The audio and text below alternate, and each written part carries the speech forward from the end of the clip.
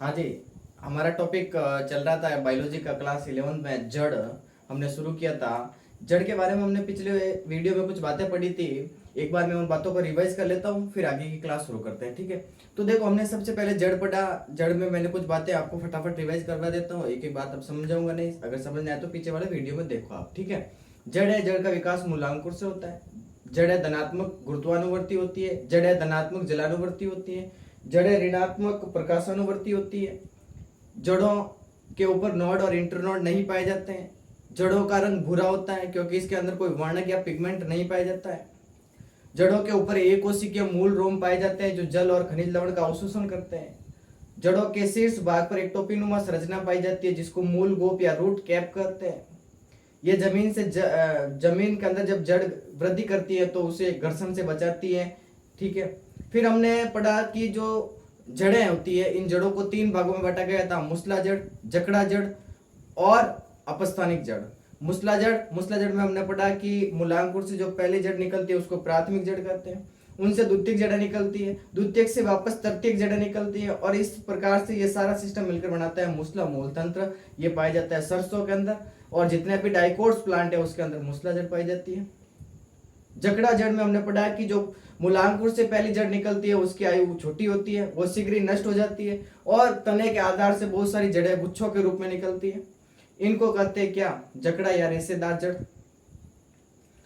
ये गेहूं में पाई जाती है, और अधिकतर जो मोनोकोट्स प्लांट है उसके अंदर कौन सी जड़ पाई जाती है? रेशेदार या जकड़ा जड़।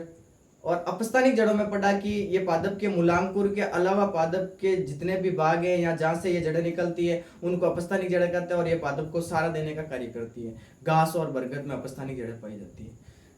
सेकंड पोर्शन आता है इस जड़ का। हम शुरू करते हैं आज जड़ के क्षेत्र, मूल के क्षेत्र, ठीक है। कौन कौन से भाग होते हैं? तो आज का जो टॉपिक रहेगा उस टॉपिक का नाम है मूल के क्षेत्र, जड़ के क्षेत्र। कि एक जड़ होती है, उस जड़ के अंदर कौन कौन से भाग होते हैं वो पढ़ना आज, ठीक है। तो जड़ के एक जड़ के अंदर चार भाग पाए जाते हैं। कौन कौन से? पहले मैं एक बार नाम लिख लूं। पहला भाग होता है मूल गोप, जिसे आप रूट कैप कहते हैं। दूसरा भाग होता है कोशिका निर्माण प्रदेश, कोशिका निर्माण प्रदेश। तीसरा भाग होता है कोशिका विवर्धन प्रदेश।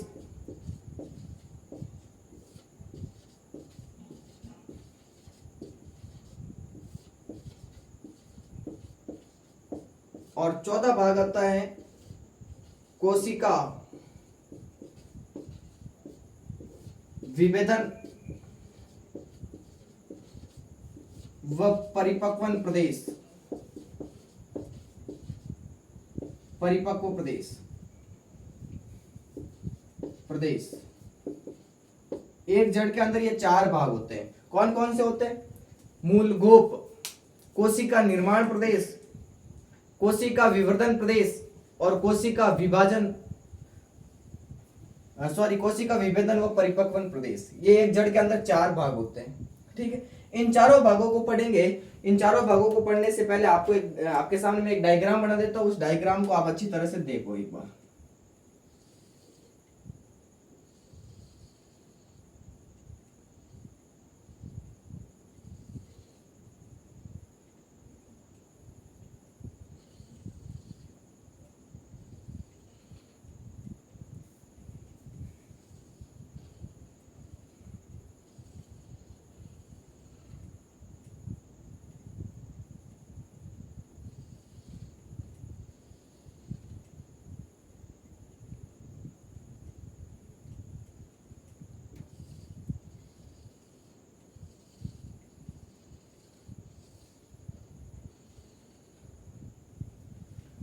इस प्रकार का एक डायग्राम बनाया मैंने। इस डायग्राम से हम इसको पढ़ेंगे आगे, ठीक है। तो देखो, एक जड़ है, उस जड़ के अंदर चार क्षेत्र पाए जाते हैं। पहला भाग होता है मूल गोप, दूसरा होता है कोशिका निर्माण प्रदेश, और तीसरा होता है कोशिका विवर्धन प्रदेश, और चौथा भाग होता है कोशिका विभेदन एवं परिपक्वन प्रदेश, ठीक है। इन नाम से ही आपको कुछ बातें तो समझ में आ गई। अब एक एक बातों को हम शुरू करते हैं। तो सबसे पहले हम बात करेंगे मूल गोप। जिसको आप इंग्लिश में रूट कैप कहते हो, उसकी बात करते हैं। तो हालांकि ये बात हमने कल पढ़ी थी कि जो जड़ होती है उस जड़ के शीर्ष भाग, यानी जड़ है, मान लो ये जड़ है तो इसका जड़ का ये शीर्ष भाग है, जैसे ये जड़ है तो इसका ये शीर्ष भाग है, मतलब आगे वाला भाग है, इसके ऊपर एक टोपी के आकार की संरचना पाई जाती है। ठीक है, जिस प्रकार ये पेन है, मान लो ये पेन एक जड़ है और ये पेन का जो ऊपर का ढक्कन होता है ये इसकी मूल गोप यानी रूट कैप होती है। ठीक है, ये मूल गोप है। इस मूल गोप का प्रमुख कार्य क्या होता है, तो सुनो कि जब ये जड़ जमीन के अंदर वृद्धि करेगी, जमीन के अंदर घुसेगी, जमीन के अंदर जाएगी, तो जड़ के ये जो पीछे वाला भाग होते हैं, इन भागों में क्या होता है कि इन भागों की वजह से जड़ के अंदर क्या होती है, ग्रोथ होती है। तो उस ग्रोथ वाले भाग के अंदर कोई क्षतिग्रस्त नहीं हो, कोई टूट फूट नहीं हो, इसलिए उसकी सुरक्षा करती है। तो जड़ का जो शीर्ष वाला भाग होता है, ऊपर वाला, उसको कहते हैं मूल गोप, रूट कैप कहते हैं। ठीक है, ये टोपी के आकार की संरचना होती है जो जड़ के वृद्धि भागों की सुरक्षा करती है। तो मूल गोप में आपको ये बातें याद रखनी है कि जड़ के ऊपर जो या शीर्ष भाग पर पाई जाने वाली एक टोपीनुमा संरचना होती है उसको मूल गोप कहते हैं, रूट कैप कहते हैं। ठीक है, इसके पीछे कौन सा भाग होता है, तो इसके पीछे भाग होता है कोशिका निर्माण प्रदेश। जैसे नाम से ही पता चल रहा है, कोशिका माने सेल, निर्माण का मतलब है फॉर्मेशन, और प्रदेश माने रीजन। ठीक है, तो इस भाग में क्या होगा कि नई नई कोशिकाएं बढ़ेगी। तो जैसे ही पहले भाग में, जैसे पहला भाग मूल गोप था, तो इस मूल गोप के जस्ट ऊपर वाला भाग कौन सा होता है, कोशिका निर्माण प्रदेश। जैसे ये मान लो ये कोशिका निर्माण प्रदेश है, तो इसके अंदर ये कोशिकाएं बनती है। ठीक है, बस इतना याद रखना है कि मूल गोप के ऊपर या शीर्ष भाग के ऊपर कोशिका निर्माण प्रदेश पाया जाता है जिसमें नई नई कोशिकाएं बनती है। ठीक है, इसके बाद में आता है कोशिका विवर्धन प्रदेश। कोशिका विवर्धन प्रदेश क्या होता है कि कोशिका विवर्धन प्रदेश कोशिका निर्माण प्रदेश के ऊपर पाया जाता है। शब्दों में कंफ्यूजन होगा, आप ध्यान से सुनना कि कोशिका विवर्धन प्रदेश ये वाला भाग है, ये वाला भाग इस भाग के ऊपर पाया जाता है, मतलब ये कोशिका निर्माण प्रदेश है और इसके ऊपर ये मान लो ये वाला भाग है कोशिका विवर्धन प्रदेश, जिसमें कोशिकाएं क्या करती है, लंबाई में बढ़ जाती है इस भाग में ऐसे। ठीक है, ये कोशिका विवर्धन प्रदेश कहलाता है। ठीक है, इसके बाद में आता है कोशिका विभेदन एवं परिपक्वन प्रदेश। ये वाला जो भी पीछे वाला भाग है, इस पीछे वाले भाग को कहते हैं कोशिका विभेदन एवं परिपक्वन प्रदेश। और इसके अंदर जो कोशिकाएं होती है वो एक निश्चित कार्य करने के लिए रूपांतरित हो जाती है। हर एक कोशिकाओं को एक निश्चित कार्य दिया जाता है, निश्चित कार्य। और इसी भाग से ये जो धागे के आकार की संरचनाएं बनी है इनको कहते हैं मूल रूम, रूट हेयर कहते हैं। रूट हेयर निकलते हैं जो जमीन के अंदर से जल और खनिज लवण का अवशोषण करते हैं। अब एक बार नाम लिख लो, इसका नाम है मूल गोप, इसका नाम है कोशिका निर्माण प्रदेश,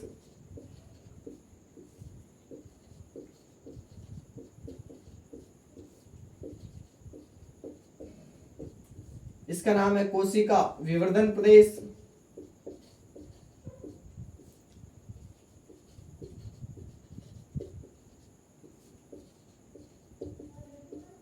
और ये वाला भाग होता है कोशिका विभेदन व परिपक्वन प्रदेश। ये चार भाग होते हैं एक जड़ के अंदर। ठीक है, ये आपको डायग्राम बना लेना है और ये चार भाग के नाम लिखने हैं। तो देखो अभी तक हमने पढ़ा कि जो मूल के क्षेत्र होते हैं, एक जड़ होती है, उस जड़ के अंदर चार भाग होते हैं। पहला होता है मूल गोप, दूसरा होता है कोशिका निर्माण प्रदेश, तीसरा होता है कोशिका विवर्धन प्रदेश, और चौथा भाग होता है कोशिका विभेदन एवं परिपक्वन प्रदेश।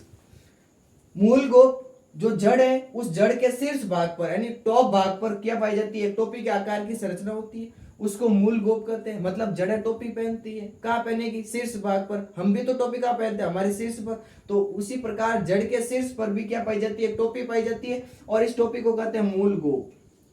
ठीक है, यह मूल गोप क्या करती है कि जड़ के जो पीछे वृद्धि वाले भाग है, ये सब क्या है, वृद्धि वाले भाग है, जड़ की वृद्धि करवाने वाले भाग है, तो इन भागों की घर्षण से सुरक्षा करना, ये इसका कार्य है। दूसरा भाग होता है कोशिका निर्माण प्रदेश। तो इसके अंदर क्या होगा कि जो कोशिका निर्माण प्रदेश है वो मूल गोप के ठीक ऊपर पाया जाता है। पहला वाला भाग होता है कोशिका निर्माण प्रदेश जो मूल गोप के जस्ट ऊपर पाया जाता है। इसमें कोशिकाएं बनती रहती है, इसमें लगातार कोशिकाएं बनेगी, नई नई कोशिकाओं का फॉर्मेशन होता रहता है। कोशिका निर्माण प्रदेश के पीछे या शीर्ष ऊपर की ओर पाया जाता है कोशिका विवर्धन प्रदेश, जिसमें जो ये कोशिकाएं बनी थी ये अब आकार में लंबाई में बढ़ेगी, ठीक है, ये इसमें होगा। फिर कोशिका विवर्धन प्रदेश के ऊपर पाया जाता है कोशिका विभेदन व परिपक्वन प्रदेश, जिसमें एक निश्चित आकार ग्रहण करने के पश्चात हर एक कोशिकाओं को एक निश्चित कार्य दे दिया जाता है और इसी भाग से निकलती है एक कोशिकीय संरचनाएं जिनको आप मूल रोम या रूट हेयर कहते हैं। ये जड़, ये जो जल है और खनिज लवण है उनका अवशोषण करती है, ठीक है, खनिज लवणों का अवशोषण करती है, वाटर और मिनरल्स का एब्जॉर्प्शन करती है। तो यह जड़ के एक 4 क्षेत्र हो गए, ठीक है। दूसरा टॉपिक आता है जड़ों के रूपांतरण, जड़ों के मॉडिफिकेशन, कि जड़ें कौन सा कार्य करने के लिए किस प्रकार से रूपांतरित हो जाती है, मॉडिफाइड हो जाती है, वो पढ़ना है। तो जड़ों के रूपांतरण है वो मोस्टली 3 होते हैं। कौन कौन से होते हैं? प्रोप जड़, प्रोप मूल, अवस्तंभ मूल और तीसरी होती है श्वसन मूल। सुनना आप एक एक बात अच्छी तरह से कि कोशिकाएं जड़ें होती है वो जड़ें अलग अलग कार्य करने के लिए अलग अलग रूपांतरित हो जाती हैं, ठीक है। कितने प्रकार से रूपांतरित होती है? तो देखो जड़ों के रूपांतरण, हेडिंग लगाएंगे आप, जड़ों के रूपांतरण।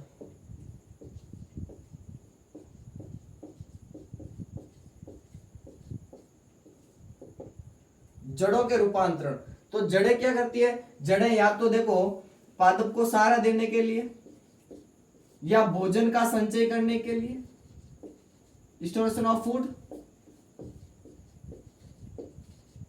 संचय करने के लिए या श्वसन करने के लिए आदि कार्य के लिए अपने आप को रूपांतरित कर लेती है। ये बातें याद रखना। जड़ें या तो पादप को सहारा देने के लिए या भोजन का संचय करने के लिए या श्वसन का कार्य करने के लिए अपने आप को रूपांतरित कर देती है, ठीक है। अब देखो इन जड़ों के जो रूपांतरण है वो मोस्टली 3 होते हैं। एक होती है प्रोप मूल, प्रोप मूल।